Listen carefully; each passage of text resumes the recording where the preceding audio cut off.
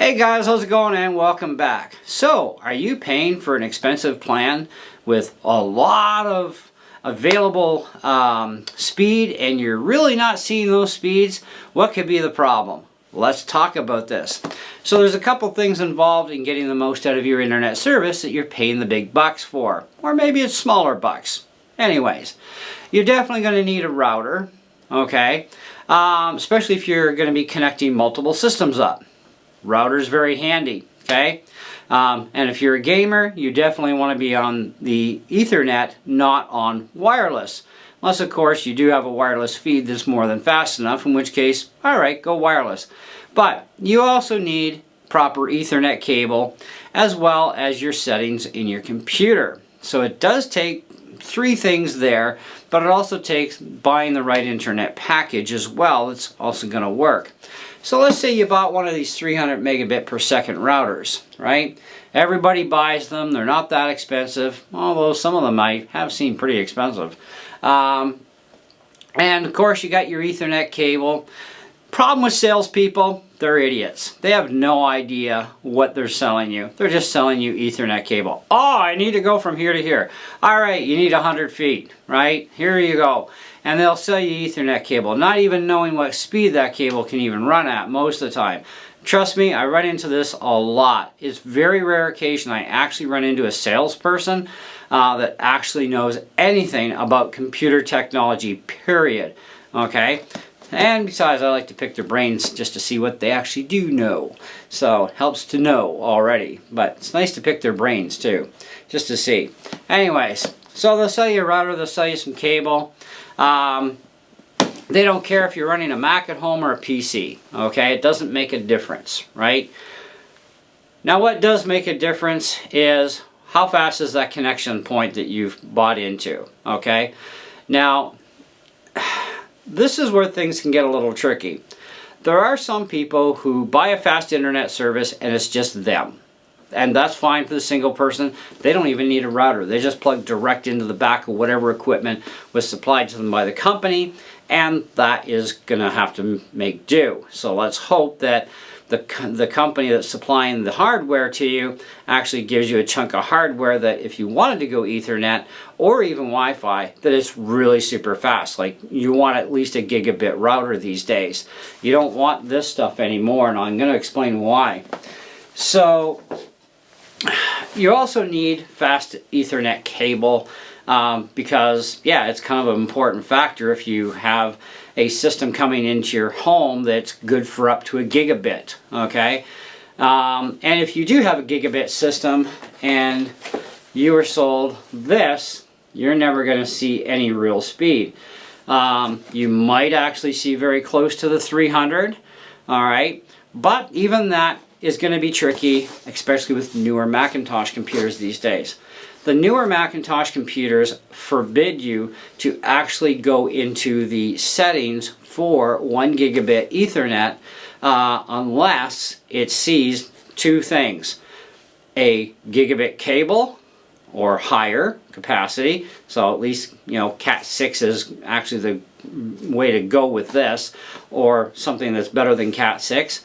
And it has to see a gigabit router. If it doesn't see a gigabit router, you could have gigabit cable, but if you don't have a gigabit router, yeah, and this is not a gigabit router. So the most you can do is use your 10100 setting on your Mac, and that's it, because it won't actually let you select the gigabit mode. Okay? And I found this out recently on my own M1 Mac Mini, and I'm running Ventura. Now, if you are running an older Mac operating system, you would probably, because I haven't really been able to look into this, okay, you're likely going to have to be running a operating system below Big Sur that is still going to be good and secure for the internet. And right now, that's going to be Catalina, is about where we're sitting at, but only for a couple more months, and it's going to have like no more security other than what was last updated and will still be good for, and it's going to extinguish. So by next year you best be having a Mac that actually can run a newer operating system, because even Big Sur is now obsolete. It's just down to security updates basically. and whatever other support Apple wants to do for the time being, that's going to be, you know, gone, okay, within the next little bit. And then we have Monterey and Ventura. When Ventura gets replaced, of course, Ventura goes on the chopping block, and when that happens, of course, Monterey is going to be done at that point, etc. Okay, and you know, you need to have internet security in your OS as well as in your browser as well. Anyways, so I'm actually running High Sierra, believe it or not, which got its last update in 2020, I believe it was, for its final security update. And it can still run Google Chrome. So my operating system right now is not secure as it should be, but my internet at least is secure as far as my browsers go, because I'm able to run the most current running version of Google Chrome for the time being. And that's kind of a weird egg too when you really think about what I just finished saying about operating systems, but yeah, it's got me a little bit too, don't worry. I still haven't figured out everything because I don't know everything. But for how often I actually trigger the Wi-Fi on that particular computer, it doesn't really matter to me that much. It's just to go up to the App Store, get some updates for programs I'm running, if there are any, and otherwise it stays off the internet and it's shut down. So I'm not too worried about that. But I do worry about the rest of my systems that are up-to-date systems, but I also worry about my speed. And I was not seeing the speed that I'm actually receiving down to my house, right? So I'm like, I know this system goes faster than like 90s, you know what I mean, for coming down with, and I'm never getting above that. And I'm like, what is going on here? And so I thought about it, and it's like, okay, well, I checked out my Mac, and yeah, it's 10100, and I'm like, okay, well, this is 300 megabits per second, so is the router that we were using by Belkin, it's 300, so I should be able to get to that. No, I got to switch to gigabit, because your choices are limited. It's like 10, 10100, or a gigabit. That's basically your options, right? And so I thought, all right, let's try the gigabit. Now it wouldn't let me select it. I'm like, I'm running Cat 6 cable. You know, we made sure when the new system got put in, we were running cable that could definitely more than handle the bandwidth even for future speed updates, right? So it's like, okay, that's not that. So we narrowed it down to the router. After some investigation, of course, I found out the only way I can trigger on my Mac, my newer Mac especially, the only way I could trigger on that OS the 1 gigabit path is I had to have it see a 1 gigabit router. Now we don't have a 1 gigabit service, but we do have a service substantial enough to get us about halfway to that gigabit, and we weren't even getting like, you know, a fifth of that really, you know. And so we thought, all right, well, let's go look around. So we went to Value Village because we like shopping there sometimes, especially for things like routers. I mean, you can usually get them pretty cheap. So I found a 1 gigabit router there by D-Link, and I love D-Link products. Never let me down yet. So hey, that's been forever. Anyhow, 20 bucks later, got it home. I factory reset the router before hooking anything in to make sure everybody else's junk from the last owner was off there. I plugged everything in, hooked up my Mac, and hey, guess what? Now I can go to 1 gigabit. Great, fantastic. Let's flip that on now. Let's do a speed test now. Now we're seeing some really superb numbers. I have more or less almost quadrupled our speed just by having that router as a 1 gigabit router, Cat 6 cable, as well. I switched my Mac Mini over to 1 gigabit, and now it lets me. Now, my 2009 iMac, of course, that's behind us, well, it's running High Sierra. And security and this and that and other things were a little bit different back then too, which I also want to talk a little bit about is security for the internet. But anyways, regardless, it didn't care what it saw for a router. It would let me go to a gigabit, which is what I found very strange about my newer Mac. Well, if the old one's letting me, why doesn't this one? Well, Apple tightens up on everything, right? You know, and so, yeah, modern day computers, you best be having the right stuff, right? Now, with my PC, there are a couple of settings that you can tweak Now I don't run my PC on Ethernet, but I can if I want to, and I do game on it, but usually at my buddy's house. I don't do online gaming at home because I just don't want to play with other people. You know, I'd rather just go to my buddy's house, we hook into the local network at his place. Sometimes we'll even just do it from here, from house to house. He lives in North Bay, so he's about a 30-minute drive from my house, you know, when you figure out where he lives there. And we can do the same thing, and I don't even have to go anywhere, which is also sometimes nice to do that. But sometimes it's nice to hang out with your friends too. So for that I would go on Wi-Fi. We've had no issues. The Wi-Fi in my laptop is superbly fast.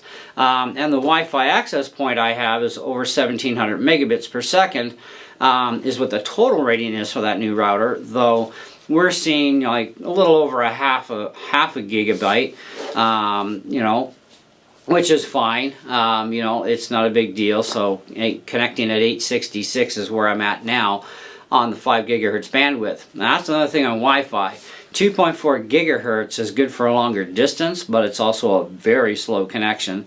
You know, it's only a little over 100 and some megabits per second, where the 5 gigahertz selection would get you to 866, or perhaps a little higher, depending on the network card that is in your laptop and your system, and your router, of course, is a very important part of that for getting you those speed capabilities. Now, that still doesn't mean you're going to get that kind of speed coming down. You're connected at that speed point, but your internet service still has to supply you that feed in order to get you up to those ratings. And it is, a big word on these is up to, okay?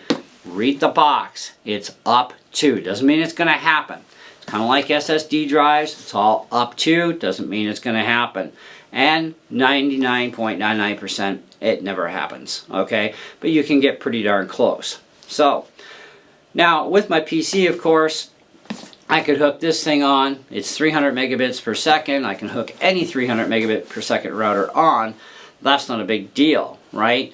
And my PC, the operating system works a little different in Windows, okay, compared to the Mac. So, and I have gigabit Ethernet in this PC. I've got gigabit Ethernet in my Mini. Now, I could have ordered my Mini with 10 gigabit, but the way I'm looking at it, there's no service that's going to happen anytime within my lifetime, at least, probably, unless technology really goes fast in the next 50 years. But then again, yeah, I'm not worried about it.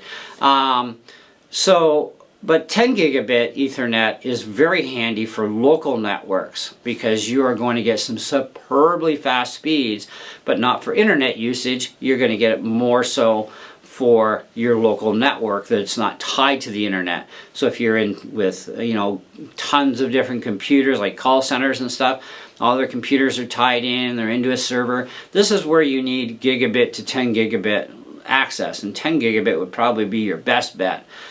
So you might want to order your computer with a 10 gigabit card installed, and then you'd be fine. The thing about Macintosh computers nowadays with Apple Silicon, you best be custom ordering that computer because you cannot have it installed afterward. Same with RAM upgrades and SSD, etc. So you have to order things specific. And even I ordered my computer specific with the amount of RAM that it could hold, which it maxes at 16 gigs. And then of course I ordered it with a half a terabyte SSD because I don't need anything bigger than that. I have a lot of external drives to help compensate, so I can also keep my internal drive always freed up with tons of space. So I'm not too worried about that. But you do need a fast router. You need at least Cat 6 cable, minimum, okay? Especially nowadays. Cat 5 is obsolete, but Cat 6 is still in the running for now. They do have Cat 7, Cat 8 cable. I've looked at those two, and I'm kind of a little confused about what's going on with Cat 7 and Cat 8 cabling for speeds. When I figure that out, I'll let you know, because right now I'm shaking my head going, how is it the Cat 6 currently is faster? I have no idea, but we'll figure that one out. So, 1 gigabit router, very important, okay? And you want something that also has fast Wi-Fi access points on it as well. Now, the other thing I want to talk to you about is when it comes to WPA encryption, okay?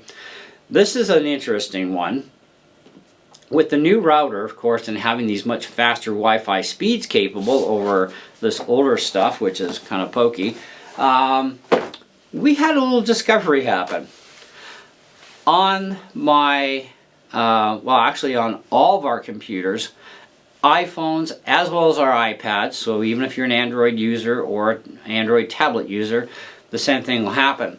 When you have a newer router, even though WPA is there for WPA2, that will work fine and not bark at you on old equipment, okay? When you're running more modern day operating system, more modern day computer, of course, with a gigabit router, it's going to error and it's going to tell you that your security is not secure for WPA2 because you need to have that encryption proper, okay? Now, WPA2 works perfectly fine on our 2009 iMac. In fact, I had to piggyback our other router, which was the one we were using, which is a Belkin router. I had to piggyback that onto the gigabit router so I could connect to the Wi-Fi on the older router for WPA2 encryption on the 2009 iMac. Because to use it on any of these other machines in the house, it's now telling me that we don't have that kind of secure stuff now. But yet it didn't bark on the Belkin. Of course not. It won't even bark on this. This only goes to WPA2, right? Our new one goes WPA3. So we tried the 2 and 3 combo selection, and that still screwed us over for that security. And we need a secure connection. We need a secure password, right? So anyways, and this is, WPA2 is for Wi-Fi. Has nothing to do with Ethernet. It's just for Wi-Fi. Okay, so anything I do Wi-Fi on my Mini, which is mostly airdrop stuff from my other devices, so I don't have to plug cables in, I need that secure connection regardless, okay? So going to the new router, we actually have to have WPA3 encryption. So we actually set it for WPA3 only. Now that does knock off other devices because the 2009 iMac over here, when we were on 2 and 3 combo or 3 only, the 2009 iMac would not even connect with the password. It just said no. You've got to have a WPA2 encrypted password, and the password they give you is WPA3. And it's kind of like, but it's a flippin' password, right? This is your sign-in password for your Wi-Fi. And it's like, this is just stupid. So I looked into changing the password, this and that, and it's like, no. If you're running this modern day equipment and this gigabit stuff, yeah, there's some rules you have to follow. And so, yeah, that's kind of where it's at. So I piggybacked the router, the Belkin router, to one of the Ethernet ports, giving it a signal, gave me the Wi-Fi.